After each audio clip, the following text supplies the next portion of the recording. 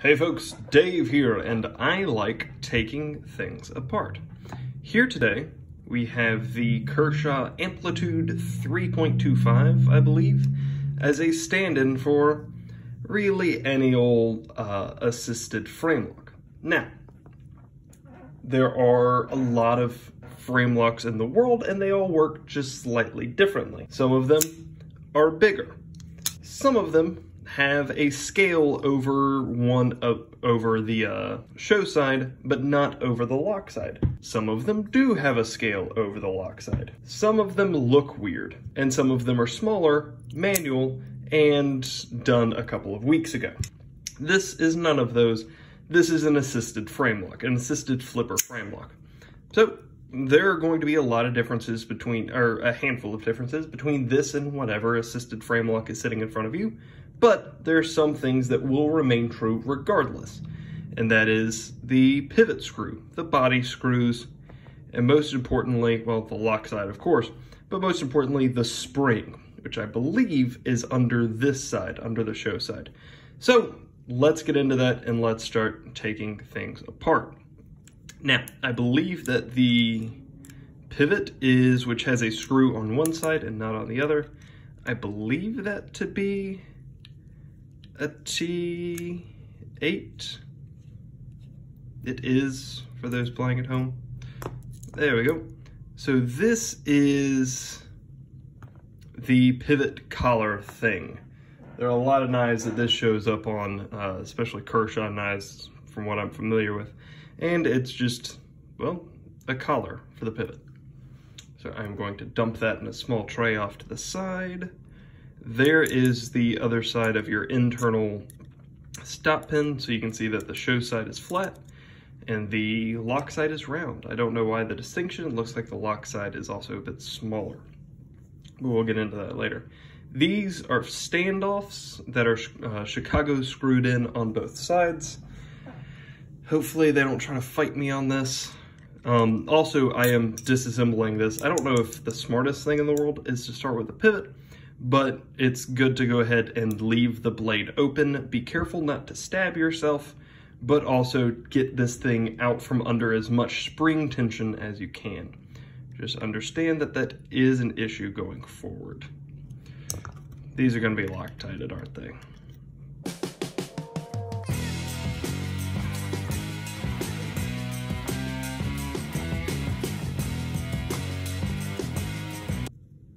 All right, not a ton of Loctite in there. The Loctite in this thing was borderline criminal. In this, it doesn't seem to be a huge deal. A little bit there, I don't know if you can see it, but there's a little bit there, not much though.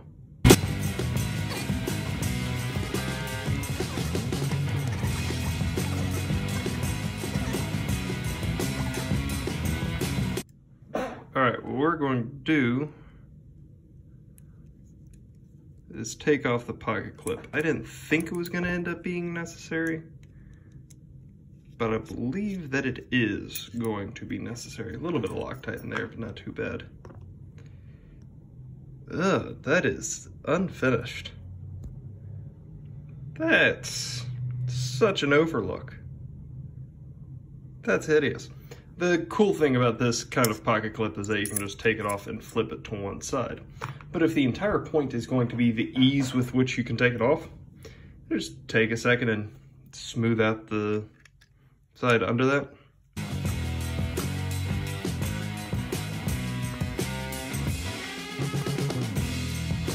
This screw here seems to be impressively soft. It is shearing away. So we are going to do our best to ignore it for the time being. I think these are Chicago style. I'm not entirely sure what's... Yeah. Wait. Oh, that's a horrible design flaw. Okay, what just happened is that this tube here is on this side of the pocket clip, all right? This is on the show side. However, this is a captured screw. meaning that this can't twist. Why does this have a... That's terrible. That's the dumbest thing in the world. That's absolutely amazing. So if the screw weren't so pathetically soft, you could legitimately damage your tools on that and never understand why that one's bigger than all the others and also so much more gunked up. Set that one aside. And never actually understand what it is that's happening. That's bad. That is very bad. Are you spinning? You're not. So you should be coming out, even though I have to cheat and go the other direction. Because, oh my goodness, it's so much Loctite. It's terrible. Okay, we can now take this apart and can start playing with the things we find therein. All right, we're gonna set the spring and such aside from now. We're gonna come back to that. This is the blade itself. And it appears to, there it is. Oh, that's nasty. Why are there slits cut on this? Okay, all of this is nasty. Let's start by cleaning things. That feels like a smart move. Wipe everything down, then we'll start asking questions. Now, a lot of this is going to be specific to the Amplitude. There are a couple of problems that I've shown you that the ZT probably wouldn't have had. But, pardon me while I sneeze. I sneezed and then cut it out. So like most knives that you see aren't going to have this piece in particular. But while we're talking about this knife, that's a weird little bit. Also gonna go ahead and take out the internal. Yeah, one side's flat, the other side's definitely rounded. That's a weird difference that you didn't have to make. Surely that makes things more expensive. It does appear to be a captured pivot, which, nope. Ooh, well, you almost made my heart happy, Kershaw. Okay, I'll get there in a second. It's gonna be a fun story when I do. Okay. So.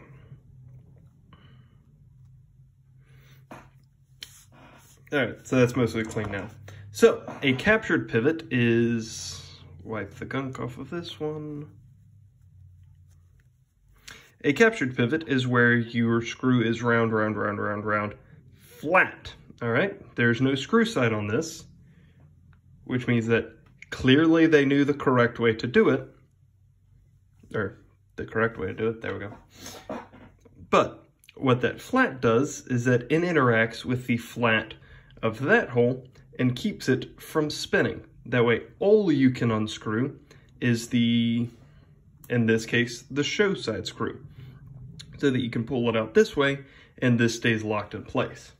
Which is a great idea, and all correctly made knives utilize that. Although, not all knives. The problem with this one is that this does have a capture point, but it doesn't have a capture point. This is a perfectly round hole. Wait. I'm so confused by this. Okay, so, to get this straight, these, let's use this knife. My review will have been uploaded by this time. So, these two screws, that screw and that screw, ZT0562, screw into each other.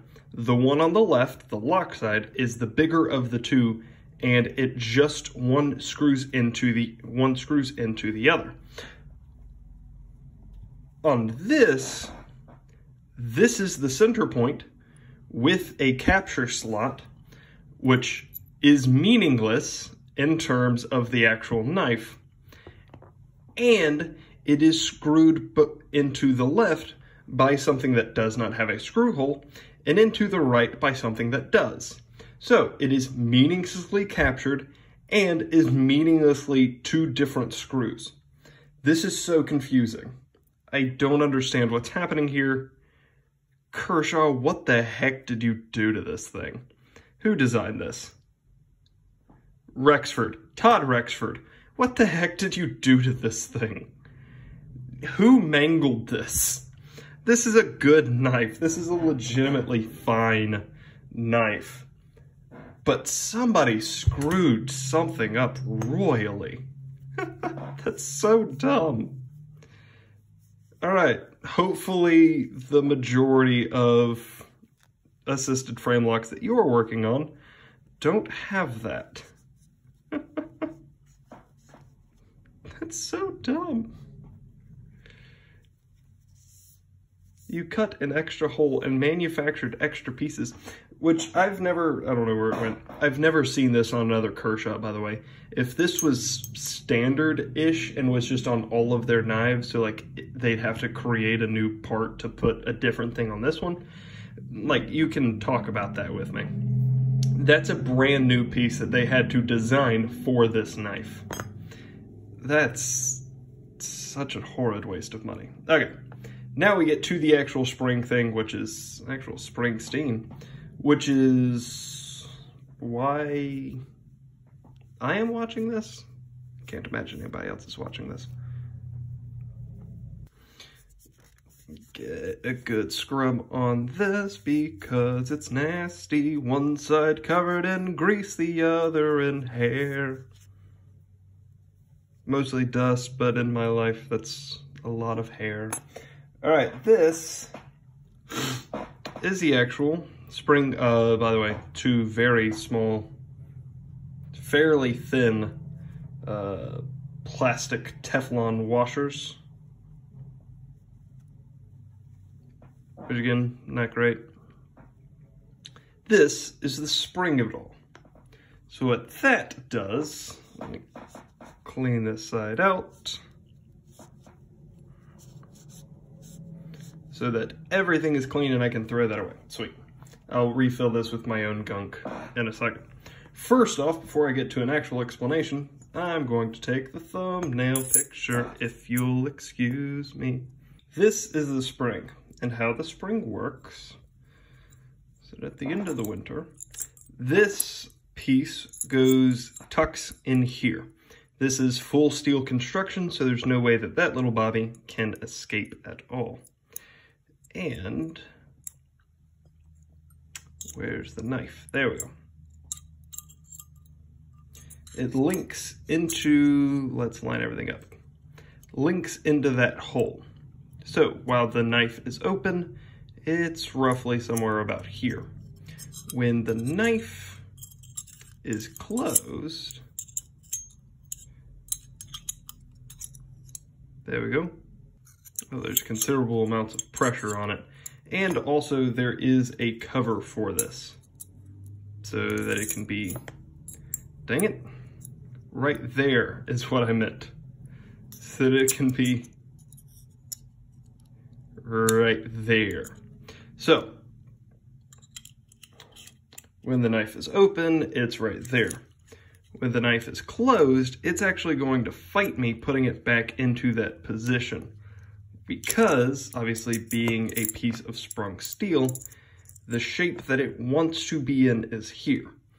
So that's why, to get another Kershaw assisted, speed safe, the first initial press is a little bit difficult. There's a considerable amount of force that you need to press down on that little flipper tab, because it's taking this big, thick piece of steel, which is already a bit out of shape, and you're pushing it further out of shape, pushing it more into a place where it does not want to go, which is why it has such an effective detent, because that spring, which in a second will throw the blade open, right now is holding the blade closed, because as uncomfortable as it is, it doesn't want to be more uncomfortable. So that press hurts, but the moment that you get past it, fires open, because this is where that spring actually wants to be, and why all this range right here, there's no kind of spring engagement, because in that structure, the spring's just rattling around in there. So there's nothing for the spring to grab onto to take conflict with.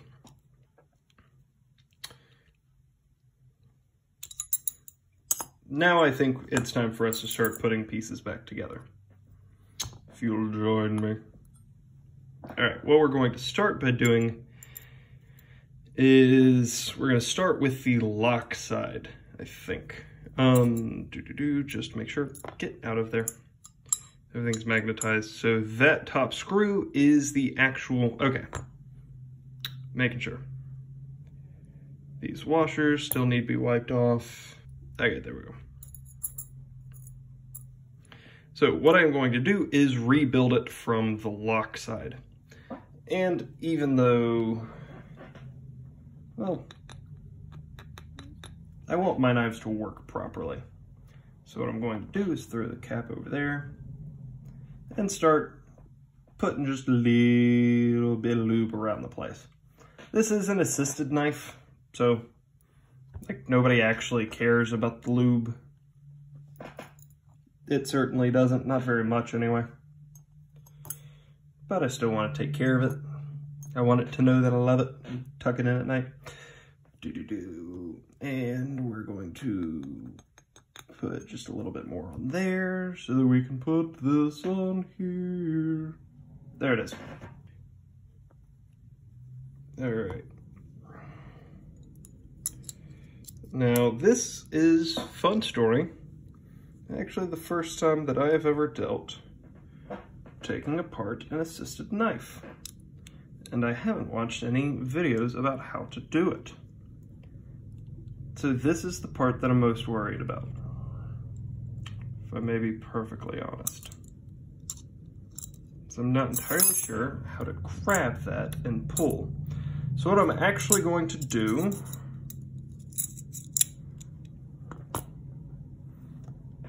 is unscrew the other side of this.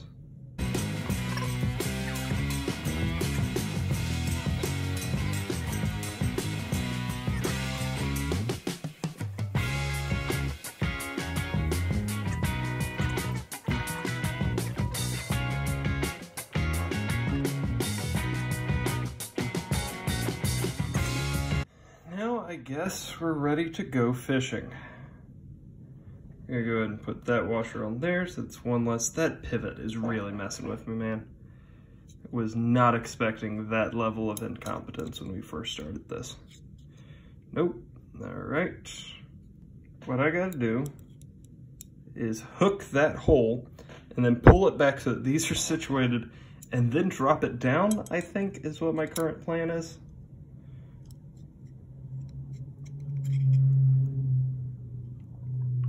Or, actually, big brain time, because of the thing that I just told you, where it's not supposed to be under spring tension here, I should be able to...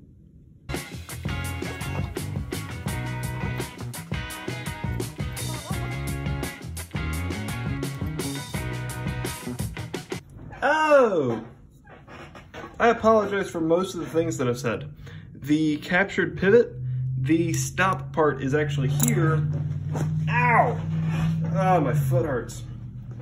Is actually here on the spring frame. That's still a silly way to do it.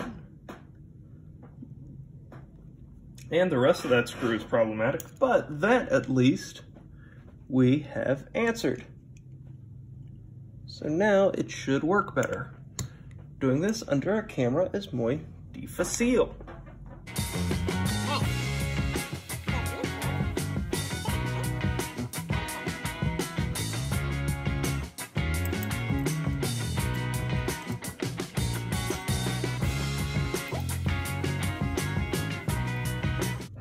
See, this is the reason why you put the stop part on the lock side, so that you can already go ahead and have it through and you don't have to play fisherman with the backside when you're squeezing everything together.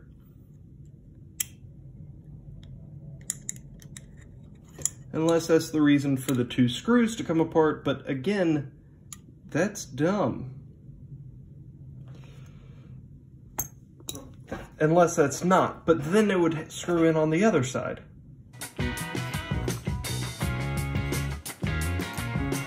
Did I just win? I just won. Okay.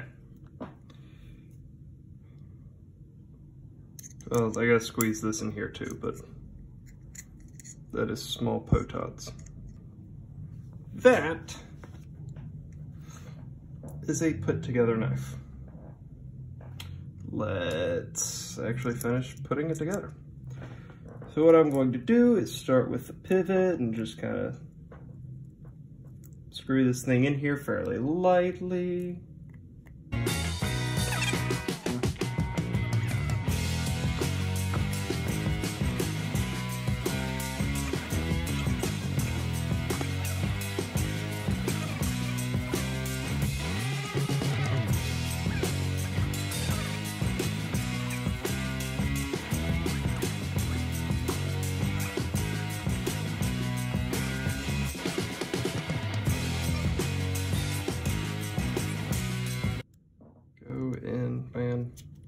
Aha!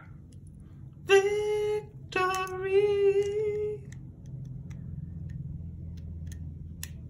Alright, actually go in though. Sweet. Now we can run through and finish tightening everything up. Except for you, because you want to be a hassle. You're good. You're good. You're a trap. You're good. You're good. And you're good. All right. I lied. You're not actually good. I just wanted to not have to mess with you again.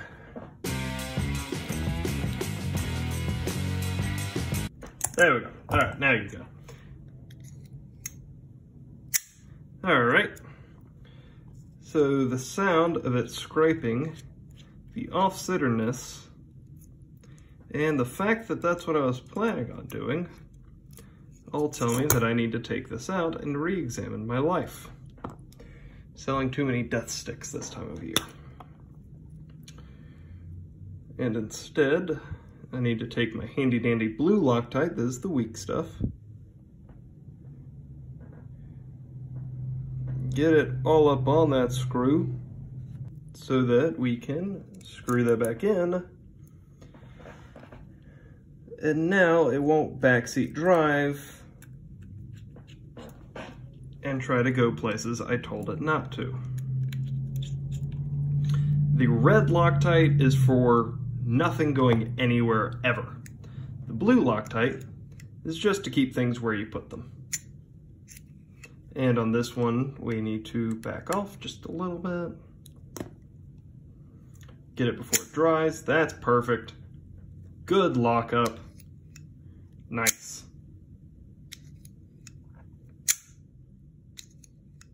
That is good. It's a little scraping sound. I'm not entirely sure what that is, but that is a well put back together knife. This has been a how-to of how to mumble your way and muddle your way through figuring out how to piece back together an assisted opening frame lock with some questionable design choices discovered along the way, featuring the Kershaw Amplitude 3.5. If you found this helpful, which I hope that you did, let me know down below. And in any case, any questions, comments, concerns, or suggestions that you have, let me know down below. And other than that, y'all have a great day. Bye.